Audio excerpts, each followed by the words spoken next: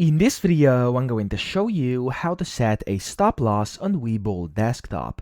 So the first thing you have to do is, of course, open up a layout which has a trading box, trading window. So I'm going to open a blank layout here. I'm going to go to trade and I'm going to open up the classic trade. Now in here, as you can see, there's going to be a bunch of buttons, but the one you should look at to set a stop loss is this one which says stop. So the order type should be stop over here. Then you can set your quantity you want to buy or sell. And then here you can set your stop price and then the time in force here. And when you do that, this is going to be your stop price. You can just click on buy or sell down here whenever you're logged in, and then of course you'll successfully set a stop loss. If you are using this inside paper trading, it's going to be similar. However, the exception is that you have to actually go under order type, and here you have to go here and select stop or a stop limit, and you can go ahead and set a stop loss here as well. So that's how to do it. I hope this video helped you out. If it did, please subscribe to the channel and help me out as well.